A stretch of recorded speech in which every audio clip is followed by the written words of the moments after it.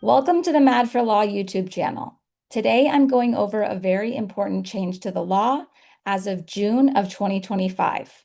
There's a California Court of Appeals case that came out called Eshagian versus Cepeda, and it changed the requirements for eviction notices across the state of California. This applies to 3-day notices to pay or quit, 60-day notices, 3-day notices to cure or quit, all kinds of eviction notices.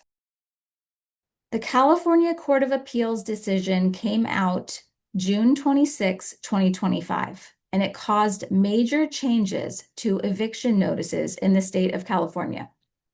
The contents of eviction notices is usually the crux of an unlawful detainer case. So making sure that these notices do not contain defects, or if you're on the tenant side, making sure to point out these defects is critical.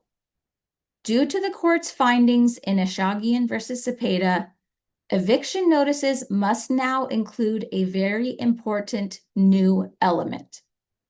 The court in Eshagian versus Cepeda found that the 3-day notice to pay or quit in question in that case was defective because the notice did not state when the period commenced or ended, and it did not inform the tenant that the 3-day period excluded weekends and judicial holidays.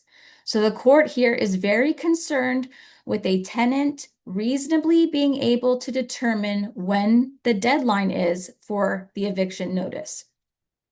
And the court is essentially saying that without the date that the notice is served being stated on the notice, it's very hard, if not impossible, for a tenant to determine when the eviction time period has lapsed.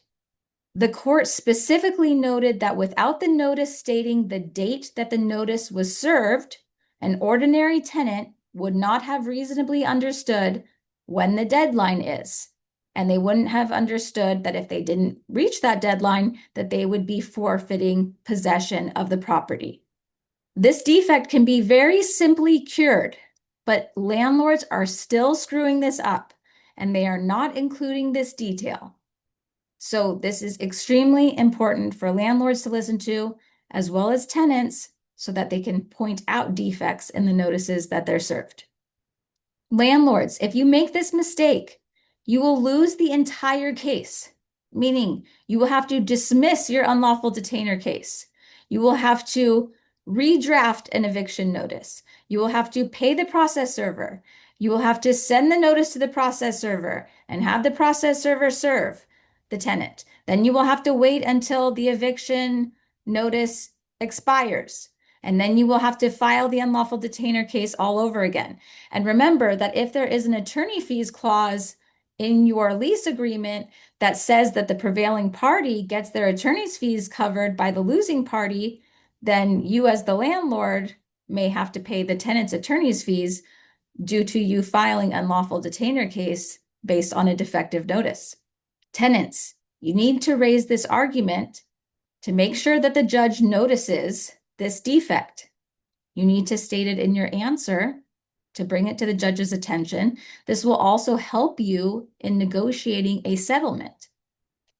The eviction notice should state the date that it was served on the first page of the eviction notice. That is what I am telling my landlord clients. That way, it cannot be argued that the tenant could not determine when the eviction notice expired.